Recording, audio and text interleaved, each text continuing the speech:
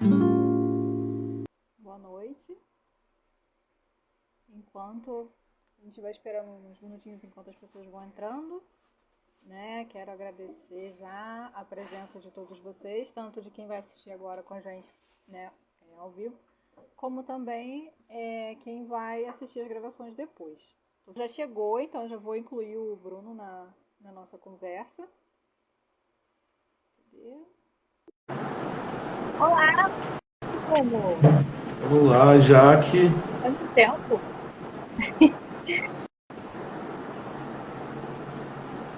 Tudo bem? Tudo bem, tá ouvindo? Tá dando pra ouvir? Tô te ouvindo um pouco baixinho, mas tô. Deixa eu tentar acertar aqui. Esse meu microfone às vezes me obriga a ficar com ele mais perto. Agora tá melhor? Melhorou. Às vezes eu tenho que ficar quase com ele bem pertinho, porque senão o som fica muito baixo. Você, tempo que a gente não se fala. Tô bem. Hoje eu tô com a suspeita de Covid, mas só vai fazer o terceiro dia amanhã. Então Meu Deus. eu tenho que esperar amanhã para testar, né? Uhum. Mas estou aqui quietinho no meu canto e tudo. Mas bem, tudo em paz. Ah, que bom. Pelo menos isso.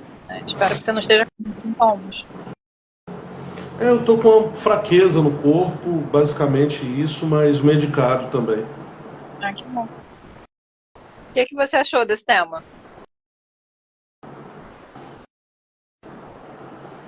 Desafiador. Né, eu andei tendo uma certa angústia com algumas coisas que eu andei presenciando no trabalho, e aí eu pensei, quem é a pessoa que poderia falar desse tema comigo? Porque eu acho que a gente precisa discutir sobre como as pessoas estão lidando com a esperança e com as expectativas, né, principalmente com relação a tratamentos e tal. Aí eu pensei em quem? Lembrei logo de você, e de todas as coisas que a gente já dividiu, né? Vamos lá. É um desafio porque isso é uma prática diária, assim, né? Uhum. E pense se nós nos colocarmos, porque a gente vai discutir isso, mas não é para nos colocar, se nós nos colocarmos como os arautos da esperança para o outro, né? Como aquele que sempre vai levar esperança para o outro, como se a esperança fosse um portfólio, né? Fosse, tivesse no portfólio, tivesse uma garrafinha que a gente desse aqui, ó, toma esperança, né? É complicado, né? Porque cada um tem na sua vivência aí muitas variáveis que precisam ser observadas, né? Sim, né? E o quanto é uma palavra ampla também, né? A ideia de esperança e os significados que ela vai tendo dentro da sociedade, dentro da nossa cultura, né? Até dentro das diversas religiões e outras formas de espiritualidade que a gente encontra por aí, né? Sem sombra de dúvida. É Leonardo Boff, se eu não me engano, lá no Saber Cuidar, no livro dele, que ele diz algo interessante, que a esperança não é um porto seguro, não é um lugar onde se chegar. Esperança é uma maneira de se remar. Uhum. Isso me lembra, eu tô lendo o último livro da Ana Michele, né, da Ana Mi, e aí ela tem um texto sobre esperança e lucidez, ela fala várias coisas, né, e aí ela fala que justamente esperança é meio que o caminho, né, e não aquela coisa que a gente vai, né, nas condições ideais alcançar, né, no momento certo a gente vai alcançar uma determinada coisa, mas na verdade é o que acontece no nosso dia a dia, né, aquela ideia dos milagres cotidianos, saúde, das coisas que acontecem na vida mesmo, e às vezes a gente não acaba não percebendo como elas têm um certo valor, né? Fico esperando que vai acontecer uma coisa muito maior, né? E as coisas ali da vida não estão sempre, né? Sabe o que eu vejo, Jaque?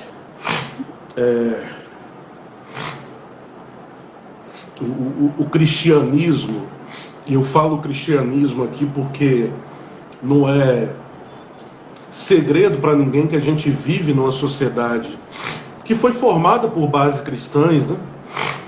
Mas o cristianismo, de uma certa forma, e herdando do judaísmo, ele traz uma expectativa messiânica muito forte. Então, assim, Os judeus, né, esperavam o Messias libertador que via, e ainda esperam, na verdade, ainda aguardam, né, o Messias que vai libertá-los. Os cristãos assumiram isso e têm Jesus como esse Messias. Mas eu acho que a expectativa messiânica, ela permeia a nossa vida. Em outras palavras, Jaque, ampliando mais o tema, assim, a gente está sempre em busca de um político que a gente vai votar e que vai salvar a porra toda. A gente está sempre em busca de um remédio que a gente vai tomar e que vai resolver tudo. De alguém que chegue na nossa vida, né, aqueles que estão em busca de relacionamentos e tudo, de alguém que seja que vai se encaixar em todas essas questões. É uma expectativa messiânica que ela acaba muitas vezes gerando essa esperança, digamos assim, essa pseudo-esperança, porque ela é sempre baseada num estereótipo que a gente cria da resolução do nosso problema, né? E que a gente nomeia de diversas formas, né? A gente dá nome de pessoas, mas a gente dá nome também de situações, né? Então, essa semana eu fui atender um paciente na assistência domiciliar pelo INCA, e é interessante a nossa live essa semana, porque ele falava isso comigo, assim. A gente começou a conversar sobre a fé dele, e ele disse o seguinte: eu acho cômodo ter uma fé que tem como finalidade a resolução dos meus problemas. Ou seja, eu acreditar desde que eu seja curado. Só que eu olho a minha fé hoje como algo que, independente do desfecho, é algo que me ajuda todos os dias a dar os próximos passos possíveis, que me ajuda na caminhada, né? Então, talvez pensar a esperança por essa metáfora é algo interessante, né? E o quanto, né, às vezes dentro do tratamento, a esperança, e aí uma outra ideia que eu acho que já conversa muito com o que você está falando, que é a noção que às vezes vem atrelada, principalmente nos pacientes com uma questão religiosa forte, né, que é a questão do milagre, né, o quanto muitas vezes essa expectativa de futuro, de resolução da doença, né, você vai ficar curado se você tiver fé, se você tiver esperança, né, você tem que acreditar no milagre. E quanto muitas vezes, né, não necessariamente não ficar curado é uma ausência de milagre, né? O que é o milagre? A expectativa é sempre essa, de que você vai resolver o problema, né? Então, também, né, o quanto essa ideia de esperança que a gente vê às vezes está muito atrelada a essa crença, né, de que é quase uma troca. Eu acredito em Deus, numa entidade, no que quer que seja, e aí de volta eu recebo alguma coisa que eu desejo muito, né, tanto para mim quanto para o meu familiar. Eu tenho muita dificuldade, Jaque, quando a gente tenta trazer a meritocracia para a dimensão existencial da vida, né? Então, o risco disso é, para aquele paciente que tem fé, se o olhar é aquele olhar meritocrata, se Deus fez alguma coisa é porque eu tive fé, e se não teve é porque eu não tive a fé suficiente, né? Então, qual é o grau de fé? Às vezes eu fico imaginando, né? Eu penso o seguinte: imagina essa cena, Jaque. Uma mãe com um filho que está engasgado. Essa mãe está no meio do mato, mora distante da cidade, o filho engasgou, e de repente ela começa a orar a Deus pedindo para salvar o seu filho. Eu acho um tanto quanto sádico, inclusive, a figura de um Deus que fica lá de cima falando o seguinte: sobe um pouquinho sua fé, porque sua fé ainda não alcançou o nível ideal. Desse nível que está a sua fé, eu não vou salvar seu filho, eu vou deixar ele morrer. Sobe até o nível 8, pelo menos, na escala verbal, de 0 a 10, que aí eu vou salvar seu filho. Esse Deus, essa figura de Deus, muitas vezes que é pintada, é uma figura tirana. E a esperança, novamente, né? Eu acho que ela precisa precisa nos fazer olhar para a vida e pensar sempre nas possibilidades de vida que existem no presente, e não numa ilusão utópica de um futuro onde todas as coisas se resolvam, né? Então, um cuidado que a gente tem que ter, a gente não pode tirar a esperança de ninguém, né? A gente não pode tirar, simplesmente isso. Muitas vezes o paciente que chega lá com a gente, ele só tem a fé, cara. Você tirou a fé, você tirou tudo.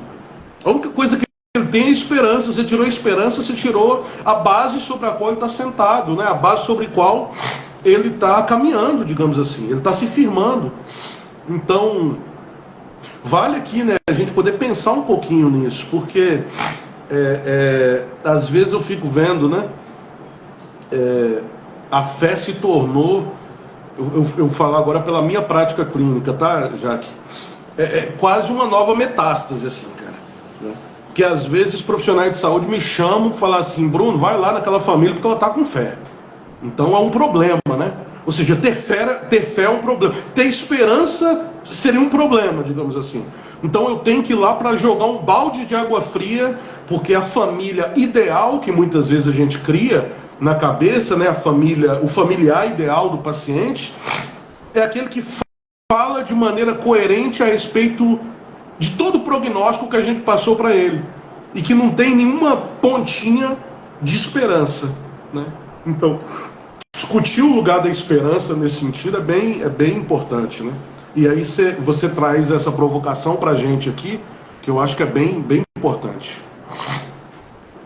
E justamente, né, durante as últimas semanas, essa foi uma questão para a equipe em que eu estou inserida agora, porque justamente com alguns pacientes muito graves, né, começou-se a ter uma certa angústia da equipe, porque as famílias vinham com esse discurso de milagre, de esperança de que pode sair da situação e tudo mais, e que do ponto de vista, às vezes, biomédico, ficava uma coisa meio fora da realidade. Só que por mais que ficasse parecendo fora da realidade, quando você conversava com as pessoas, você via que não, existia sim uma noção, um entendimento, pelo menos da parte informacional, mas que o processo deles de lidar com essas notícias era justamente pelo viés da fé. Então, assim, a gente está ouvindo tudo que vocês estão dizendo, mas a gente acredita que um milagre pode acontecer, né? E aí, como às vezes é difícil para a equipe lidar com isso, porque fica com, né, esse receio de será que eles estão entendendo a gravidade, né, a verdade das coisas, ao mesmo tempo que fica com medo de dar uma coisa definitiva, né, tipo, não, realmente acabou aqui, e, enfim, né, e aí acontecer realmente uma coisa inesperada, porque o inesperado também é comum. E o outro dilema, que é o dilema do então como é que a gente dá notícia para eles de que as coisas estão indo mal, ou de que está ficando mais grave, mas sem justamente desesperançar, né? Porque essa é uma outra angústia que o profissional acaba tendo, né? Que é como é que a gente comunica notícias difíceis sem tirar essa coisa, né? De uma expectativa de futuro, de uma expectativa mínima de que as coisas podem, né, ter um desfecho que a pessoa considere positivo. E aí, né, como às vezes isso vira realmente um dilema dentro do trabalho, né? Porque parece que se você falar a verdade, você está tirando a esperança. Mas se você não mas se você fala e as pessoas são religiosas demais, ou então tem expectativa demais de que pode acontecer alguma coisa boa, uma coisa improvável mesmo, aí também tá errado, né? E aí fica meio que um dilema, né? Pra que lado a gente vai com essa esperança? Esperança de mais, esperança de menos, sem esperança, com esperança. Como é que você vê isso?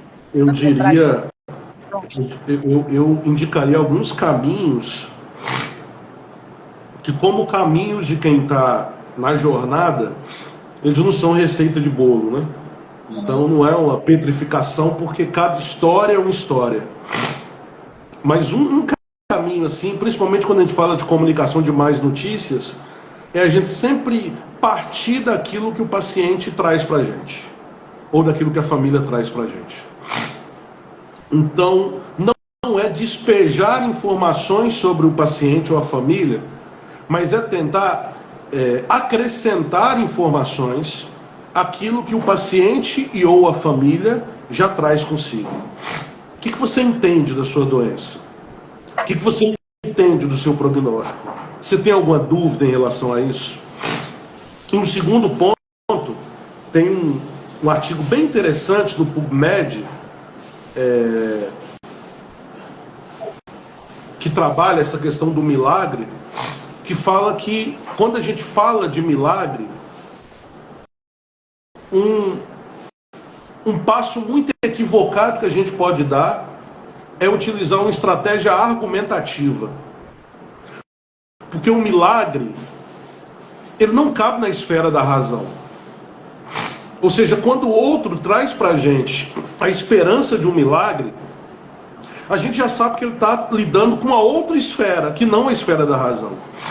Então, a gente tentar conversar com esse indivíduo baseado numa questão argumentativa científica, se a pessoa for religiosa, talvez o que a gente vai ouvir é o seguinte: você fala isso porque você não entende. Ou talvez que a gente não tenha fé. E muitas vezes os profissionais de saúde são classificados assim, né? Principalmente os médicos, né, já que assim, eu vou calar a boca do médico, porque o médico vai ver o tamanho do meu Deus e tal. E eu acho que nesse sentido a gente precisa não ser argumentativo, mas trabalhar através de negociações com essa família e com esse paciente. Talvez da seguinte forma, Jaque, que novamente não é uma receita de bolo, mas o que eu vou apresentar aqui talvez é a gente colocar dentro de um diálogo, de uma conferência com aquele familiar ou com aquele paciente. A gente não duvida do milagre. De fato, existem coisas que a gente não tem explicação pela ciência. Vai dizer que isso é milagre ou não é milagre? Eu não me atrevo a dizer sobre isso. Mas é o seguinte, a gente compreende que o milagre diz respeito a uma dimensão que não cabe a nós. Ou seja, você, paciente, você familiar, compreende que o milagre diz respeito a uma relação sua com Deus e as preces de orações que você faz a esse Deus. Então vamos fazer o seguinte, vamos pensar o seguinte, já que a gente está em outra esfera aqui, que é na esfera da vivência, na esfera humana, quais são os passos possíveis de serem dados? Quais são os caminhos possíveis? Quais são as atitudes que a gente pode tomar enquanto esse milagre não vem? E enquanto esse milagre não vem, é mostrando o seguinte: eu não estou desvalorizando ou desconsiderando a possibilidade do milagre. Mas na verdade eu tô mostrando que o milagre ou a esperança no milagre não deve cruzar os nossos braços para atitudes que a gente tem que tomar no hoje. Mas aqui cabe, né, já que isso sempre, em todos os casos, eu acho que é importante da gente ressaltar, da gente observar aquilo que a família compreende como milagre. Porque esse mesmo artigo do PubMed é interessante porque ele fala que muitas vezes a gente já chega falando com o paciente, a gente já chega falando com esse paciente já na concepção, entendendo o que ele chamou de milagre, né? A gente talvez não se questiona, vem cá, quando você fala que o milagre vai acontecer, o que realmente você espera que aconteça? Porque a gente pode ter algumas surpresas. Porque muitas vezes, né, Jaque, a gente cria uma ideia daquilo que é o milagre na nossa cabeça, mas a família ou o paciente estão esperando uma outra dimensão desse milagre, desse mesmo milagre.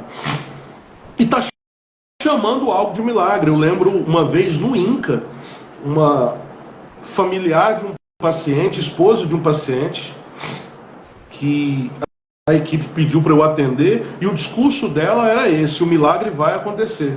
Só que o esposo dela cada vez mais definhando, caminhando para um óbito, e a equipe preocupada caso o milagre não acontecesse, como seria a reação dela. E quando eu fui conversar com essa mulher, de fato o discurso dela era esse: o milagre vai acontecer.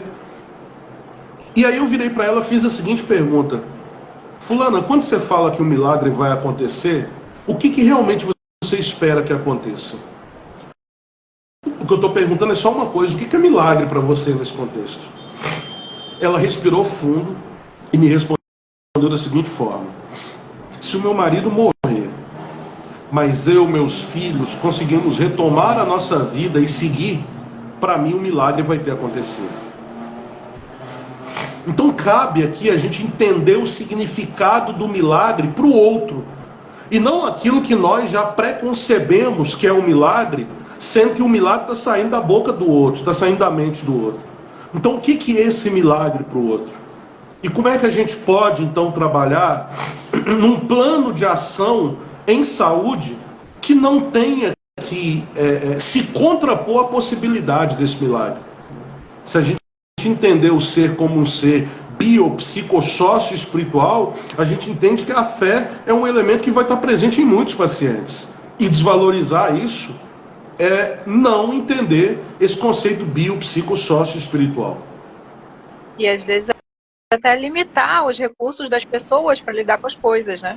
Porque para quem tem algum tipo de espiritualidade, seja religiosa, seja de sagrado, independente de alguma crença, né? Você não considerar isso é você reduzir um ponto da experiência vivencial, né? E até outras questões existenciais que atravessam não só a psicologia, mas que atravessam essa visão de espiritualidade, de relação com a existência, né? E pensando não só no milagre, mas na própria esperança, né? Isso que você fala também casa muito com a ideia de esperança, né? Do quanto às vezes a equipe não consegue manejar muito bem essa ideia de esperança, né? Das pessoas terem uma expectativa de melhora, uma expectativa de cura, ou uma expectativa porque, do ponto de vista biomédico, não condiz, né, com o que se identifica ali. O que não quer dizer, claro, que o saber médico também não tem seu valor, é claro que tem. A gente não está em momento nenhum questionando o trabalho dos profissionais em si, mas é justamente essa sensibilidade de conseguir escutar o que o outro está esperando, né? Que esperança é essa? Que milagre é esse? O que é isso que ele está trazendo como uma crença, né? Uma coisa que ele valoriza, uma coisa que ele precisa, inclusive até para sustentar o que ele vai viver, né? Então o paciente às vezes precisa ter algum tipo de coisa a qual ele se vincule até para aceitar fazer os tratamentos, porque se ele não tem nenhum motivo para se sujeitar a uma quimioterapia, uma radioterapia, uma cirurgia, para que ele vai fazer isso? Né? Ou é porque ele acredita em Deus, é porque ele quer poupar a família do sofrimento de perdê-lo, ou é porque ele quer continuar vivendo com a família, enfim, né? Vão ser vários motivos, mas essa ideia de esperança está muito associada ao que eu planejo para a minha vida no futuro, né? Ao que eu desejo. E aí, quando você faz esse cuidado, sem prestar atenção no que a pessoa tem de esperança, tem de expectativa, tem de crença, você acaba limando isso. E uma outra coisa também que eu vejo na comunicação, que às vezes é problemática, é a questão do tempo de elaboração. Né? Acho que por conta da psicologia a gente acaba muito prestando atenção nisso, né? E muitas vezes o profissional ele distribui informações que são relevantes, mas que precisam ser elaboradas. E o tempo das pessoas, às vezes, não é o tempo ou das decisões clínicas, ou mesmo, né, de entender o que está acontecendo. Então, se eu comunico hoje uma má notícia e nos próximos 10 minutos eu já quero que a pessoa tome uma decisão, que a pessoa tenha uma reação X, Y, Z, também eu estou desconsiderando isso. Né? Então, às vezes, para a pessoa entender a gravidade ou entender determinados processos, ela precisa desse tempo de elaboração. E a esperança ajuda que ela consiga chegar nessa elaboração, inclusive. Né? Porque passou pouco tempo para o paciente ou para a família, às vezes, entender determinada coisa. Né? Porque entender não é só racional. Não, perfeito, já que a gente esquece muitas vezes que nós mesmos precisamos de tempo, né? Mas muitas vezes a gente exige um imediatismo das decisões do outro, né? E não cabe. E aí 2 pontos que eu queria destacar. O primeiro tem a ver com essa questão do milagre, da esperança. Quem diz que não faz efeito também, né? Assim, né? Porque vamos ser sinceros aqui, né? Não é só nós aqui, vamos ser sinceros, Jaque. A nossa medicina ela é toda baseada num padrão ocidental, digamos assim, que desconsidera, inclusive, uma medicina bem mais antiga de elementos orientais, assim. Você sabe que eu tenho me incomodado muito com isso, assim, Jaque.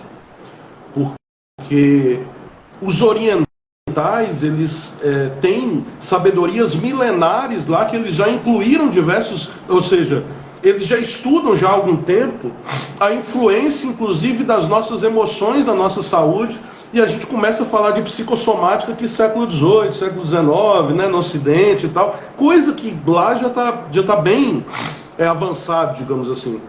E é sempre difícil um intercâmbio com a medicina do Oriente, porque a visão nossa ocidental ainda é aquela visão como se fosse algo esotérico, né? Como se fosse de crendices, né? Apesar de várias coisas da medicina oriental já entrar na nossa rotina, né? E a gente fazer acupuntura, por exemplo, e outros elementos assim. Então, assim, quem disse que ter esperança não pode contribuir também, né? Para o enfrentamento, digamos assim, né? Porque vários elementos apontam para isso.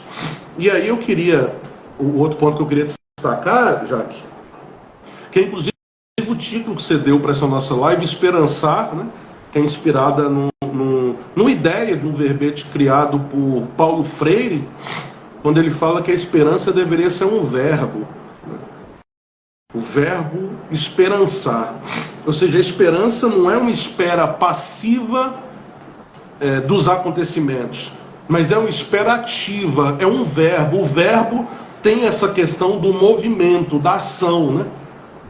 Então, se a gente está falando de fato que precisa ser no dia a dia, a gente precisa ter uma esperança por dia, né? A gente precisa todos os dias ter esses elementos assim e conjugar o verbo esperançar na nossa própria existência, né?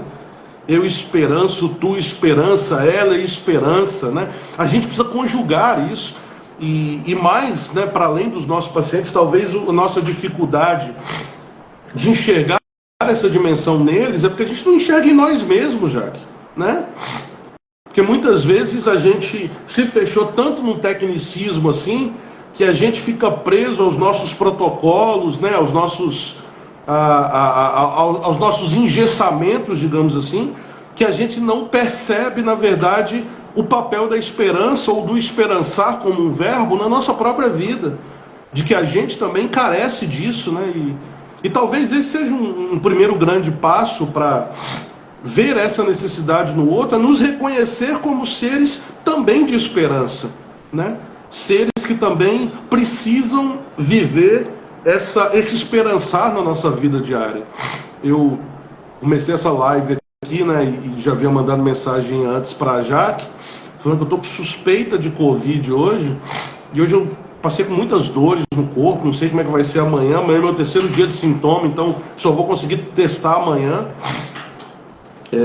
Mas assim, como o dia foi difícil para mim hoje, cara. Porque eu tentei sair de casa, eu tentei fazer as coisas, mas sem energia nenhuma, as pernas não conseguiam ficar em pé. E agora eu me sinto um pouco melhor, agora em casa, depois de um banho e tudo, estou um pouco melhor e sossegado em casa.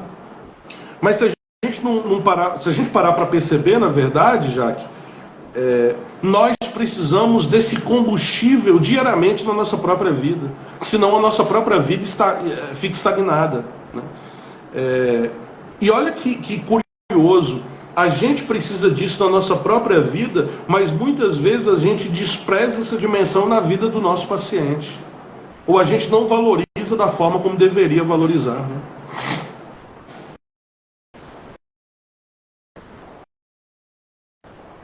Né? E muitas vezes muito se diz, né, que é por falta de formação, que é porque a gente na graduação e na pós-graduação muitas vezes não tem contato com uma forma mais estruturada, né, de lidar com essas questões de esperança, de espiritualidade, milagre e tudo mais, né? Mas como você está mesmo puxando, existe a nossa própria dimensão de autocuidado e autorreflexão, né? Enquanto profissional de saúde, a gente precisa muito entender também quais são as nossas necessidades.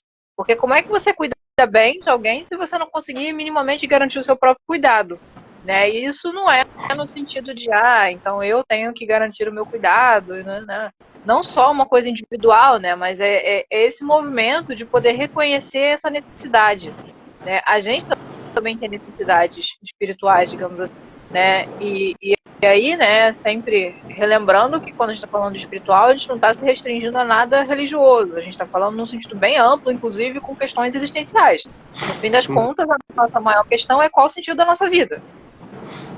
Né? O que eu espero para mim, o que eu espero para o futuro, e aí a gente volta novamente a essa questão da esperança, porque não são só expectativas, né? Às vezes é isso que se chamou, é uma força motriz, é uma coisa que está ali, né, fazendo a gente funcionar, a gente continuar todo dia caminhando, né, querendo acordar mais um dia de manhã, ou então pelo menos querendo viver esse dia que ele acabe e venha o próximo, né? Então, né, você precisa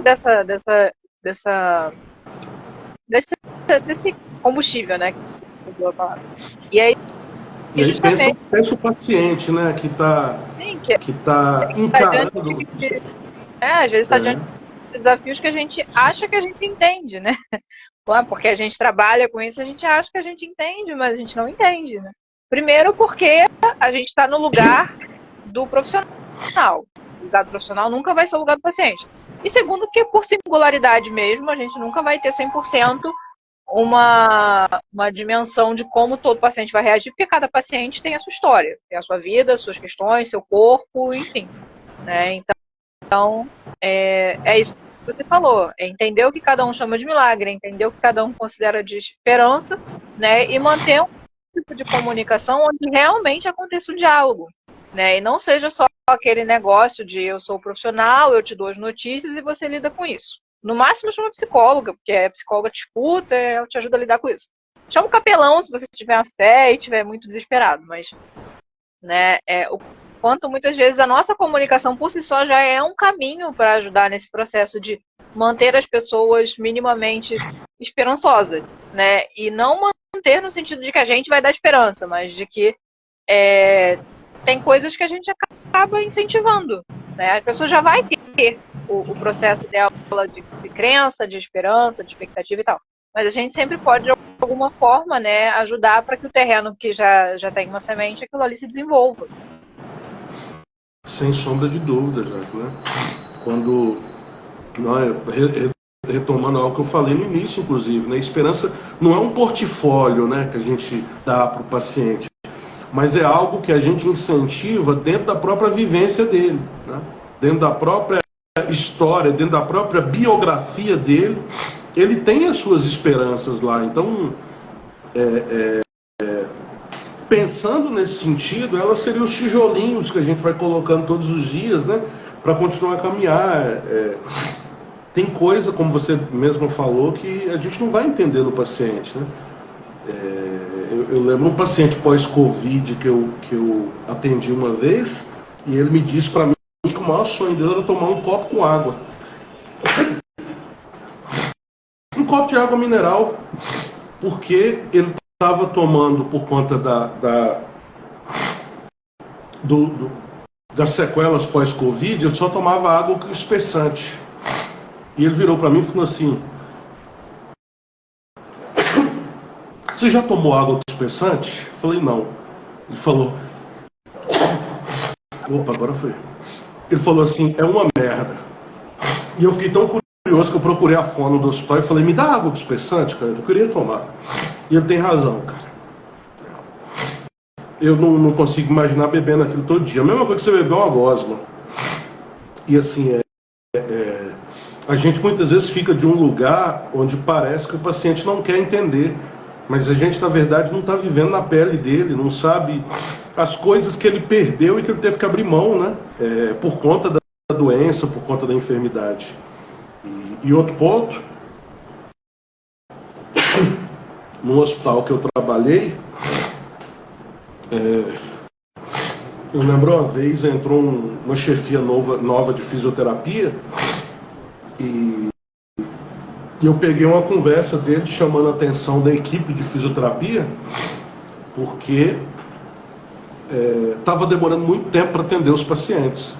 E como o hospital particular tem a questão da produtividade, né? Tem que atender mais pacientes, então não pode se demorar no atendimento. E aí ele questionou um fisioterapeuta, mas vem cá, por que você demorou tanto nesse atendimento? O fisioterapeuta disse, olha, porque era atendimento de primeira vez, então eu fui fazer um acolhimento ao paciente e à família. E a resposta que eu ouvi foi a seguinte, Jaque. Ele respondeu para o fisioterapeuta, esse negócio de acolhimento é coisa da psicologia, cara. Você tem que ir lá e atender. Cara, aquilo me machucou tão profundamente assim. A gente que, você também é professora, né, de pós-graduação, a gente trabalha com formação de profissionais, me machucou tão profundamente que eu falei, cara, o que a gente está formando, cara? A gente está formando só um indivíduo para lá, fazer uma intervenção e ir embora, né? É isso? Esse negócio de acolhimento é coisa da psicologia, então eu não converso, eu não acolho, eu vou lá, faço a intervenção e vou embora. Há que se questionar, né, nossa própria postura como profissionais também, né? O que a gente está fazendo, cara?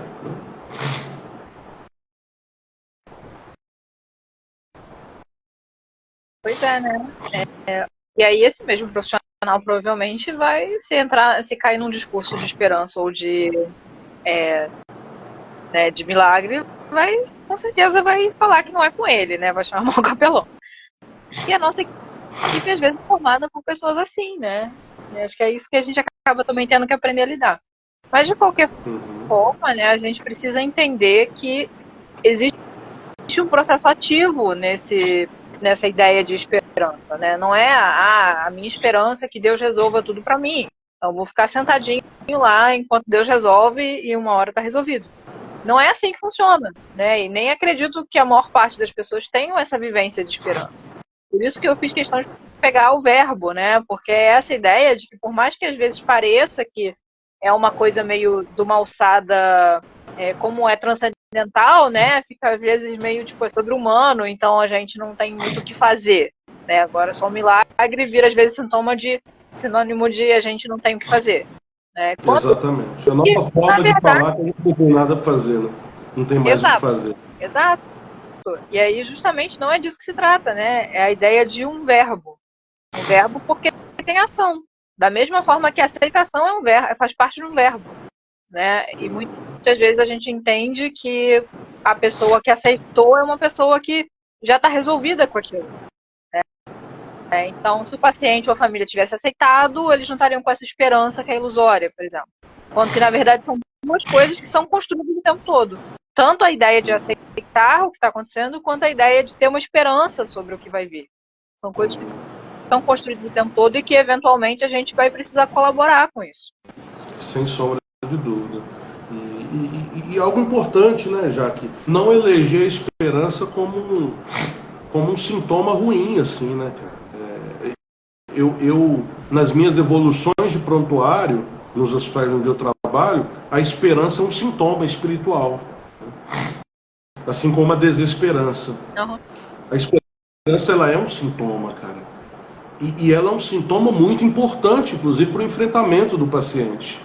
Então, eu temo muito que a gente eleja, né, a esperança como algo ruim, assim, como a não aderência à realidade, como se a esperança tivesse sempre relacionado a não enxergar a realidade, né? E eu acho que o lugar da esperança não é esse, né? Não é o lugar da irracionalidade, né? Ela é um sintoma humano, por isso ela faz parte, né? E você trouxe essa ideia da racionalidade e tudo mais, e eu me lembrei de uma outra coisa que eu estava pensando com relação à esperança, né? Que às vezes eu vejo que tem um paralelo com o que a gente entende no luto antecipatório, né? Que é esse processo de como a pessoa vai lidando com as perdas ao longo do tempo. E aí, justamente, na esperança e nesse tipo de luto, as pessoas estão tendo que lidar com uma realidade muito dura o tempo todo. Se ela olhar para a realidade dela, talvez ela não dê conta, até psiquicamente, né? Pode ser um sofrimento muito intenso. Então, às vezes, a gente precisa ter justamente um mediador para entrar em contato com essa realidade, que pode ser a esperança, pode ser a religião, pode ser várias coisas, né? Mas que ter a esperança como um mediador dessa realidade, que às vezes é muito dura e muito hostil, pode ser justamente uma forma de proteção para poder atravessar esse momento. né? Não necessariamente a pessoa vai ficar naquele estado de esperança do mesmo jeito até o final do processo que ela está vivendo. E também entender que tem etapas em que talvez ela precise se agarrar mais a alguma coisa, em outras talvez ela não precise tanto, que às vezes ela vai ter uma crença em um determinado momento, em outro ela vai ter outra crença, né? E como é que nós, enquanto profissionais, conseguimos lidar com isso, né? Porque invalidar nunca vai ser a melhor opção, né? Porque se aquilo existe, tem motivo, tem uma função. E outra coisa, né? Se aquilo existe, aquilo veio da biografia do paciente, né, Jaque? A gente não pode jogar isso no lixo, cara, né? O paciente, ele sempre teve os seus recursos de enfrentamento ao longo da vida, mas muitas vezes é como se quando ele interna, quando ele entra no hospital, é como muitas vezes com a nossa postura, se a gente estivesse dizendo o seguinte: agora a única coisa que importa é o remedinho que a gente está colocando na sua veia, né? E a gente valoriza a esperança, a fé, esses outros elementos que sempre, nos momentos difíceis da sua vida, sempre foram elementos que o paciente ou a família utilizou no enfrentamento dos eventos adversos, né, das situações difíceis da vida. A gente mesmo utiliza, né? Sim. A doutora Mari Ruth Sperandi, lá da PUC de Curitiba, tem uma pesquisa que ela faz com profissionais de saúde, que ela mostra que 85% dos profissionais de saúde, quando passam seus problemas pessoais, eles lançam mão de recursos como a fé e a esperança para poder enfrentar. Entretanto, só 15% desses acham importante abordar o paciente nessas mesmas dimensões. Ou seja, a gente tanto acredita que a gente usa na nossa própria vida, né? Mas o nosso olhar para o paciente, ele ainda é muito tecnicista, né? Ainda é muito baseado naquela análise tecnicista do quadro geral, digamos assim, e que a gente acaba deixando de lado outras variáveis que são tão importantes quanto, né? Porque o ser humano é essa complexidade, cara, né? Não dá para dividir em caixinhas assim e dizer não, a esperança é algo que permeia todas essas outras áreas, né? Talvez se a gente pegar aquelas dimensões lá da Cecil Saunders, lá da dor total, a esperança seria a borda da pizza, digamos assim. A esperança é algo que está presente em todas essas outras dimensões, né? E que a gente precisa valorizar, porque é um recurso, pode ser um recurso de enfrentamento muito importante para o paciente e para a sua família.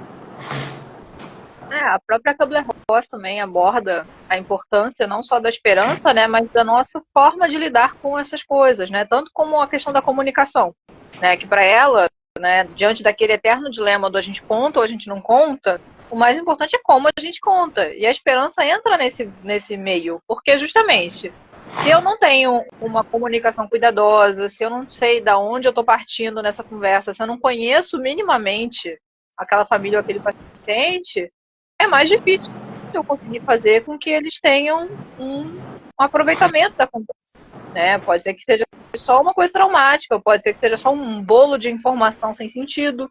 Então, justamente, como a gente vai comunicar está muito relacionado a esse processo de ter esperança, de aderir ao tratamento, de conseguir acreditar que vale a pena fazer as coisas que a gente está propondo, né?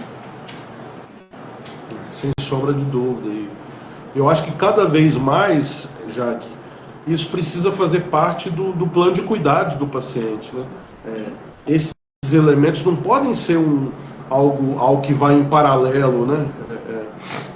Eu reconheço para vocês aqui vou chamar aqui de uma crise legal que eu tenho com os chamados prontuários afetivos, porque eu acho que o prontuário ele devia ser afetivo, né? Eu acho que a gente fez um remendo ali, sobretudo na época da pandemia, que surgiu a ideia dos prontuários afetivos, né? Não, mas a biografia do paciente tinha que estar no prontuário mesmo, assim, né? E não é algo que entra agora ou algo que vai anexo, não. Eu acho que a gente precisa evoluir esses elementos, né? Eu acho que eles precisam fazer parte, inclusive, porque fazem parte da saúde integral do indivíduo. Então, a gente não pode acobertar isso, né?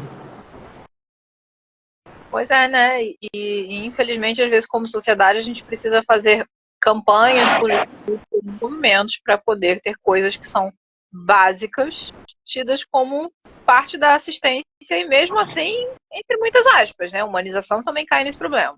É meio absurdo a gente pensar que a gente precisa ter tanto movimentação em volta da humanização quando todos nós somos humanos. Mas a gente sabe que o conceito de humano não é um conceito que existe desde sempre, então a gente tem, né, um conjunto histórico aí de coisas em jogo também. Mas é justamente isso, né, desse processo de como a nossa assistência, às vezes, ainda é muito voltada para questões puramente biomédicas e se perde, né, dimensões da experiência do ser humano que estão lá o tempo todo.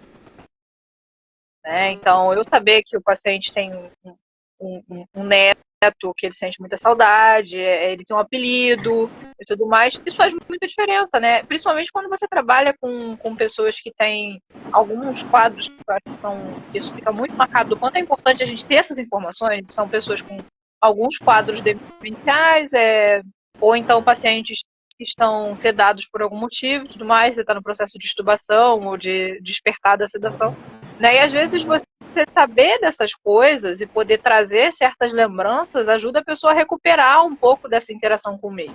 Né? Que nem o clássico do idoso que nunca interage com ninguém, mas aí alguém toca uma música e ele começa a cantar. Né? Então, às vezes a gente precisa realmente ir além, né, do que é uma aferição de pressão, aplica uma glicose, faz uma medicação, faz isso aqui, né, para justamente entender quem é aquele sujeito que está ali diante da gente, porque no fim das contas é uma pessoa, né? Sem sombra de dúvida, já. Né? Acima e embaixo, eu acho que esses elementos, durante muito tempo, para a gente tratar o paciente, a gente foi ouvir o que os livros dizem, que bom, a gente precisa continuar, né, não parem, a gente foi ouvir o que outros profissionais dizem, que bom, continuem, né? Porque a gente precisa. O único problema é que a gente esqueceu de ouvir o paciente. E o paciente precisa voltar para esse centro do cuidado, cara, né? Ele é o principal ator do cuidado. Né? Então ele precisa retomar, a gente precisa colocar o paciente nesse lugar. Né? Eu participo da diretoria do Instituto Ana Michele Soares, você citou a Ana Mia aqui hoje, e essa semana, né, a gente enviou uma carta para a NCP, e não é nenhuma afronta, na verdade é só dando uma sugestão, dizendo o seguinte: nós existimos por causa de uma menina chamada Ana Michele Soares, que lutou pelos direitos dos pacientes.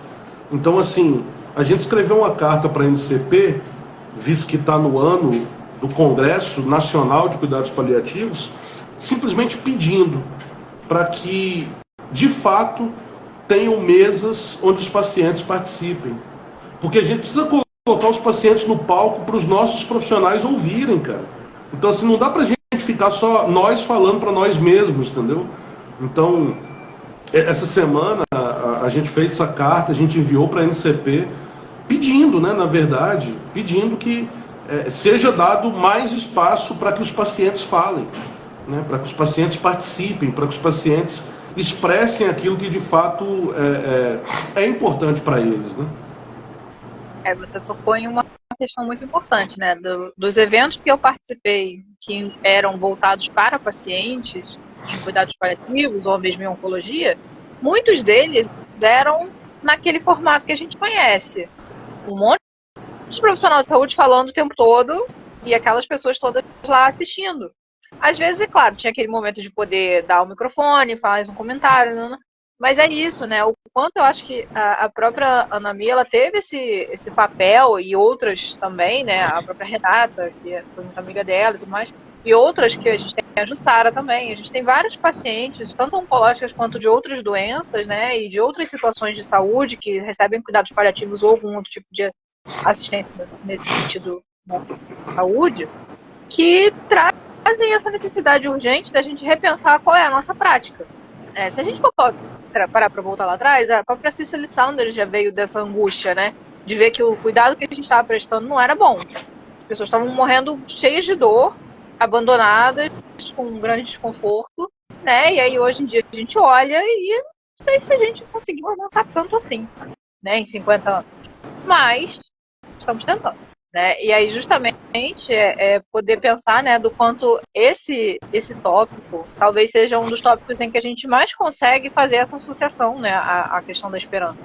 O quanto a gente consegue fazer essa associação dentro das coisas que a pessoa vivencia na vida dela como um todo, né, porque ela atravessa o bio, o psico, o social, o espiritual, a esperança atravessa todo esse processo. Não é só a questão de uma crença religiosa ou não, ou de estar fora da realidade ou não, né? É toda uma expectativa de vida, é toda uma história de vida que está ali em jogo. Sem sombra de dúvida.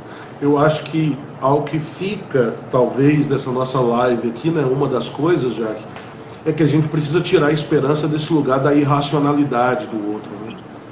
E trazer ela como algo que faz parte da constituição humana, né? Um sentimento, algo que o ser humano vai vivenciar ao longo da sua vida.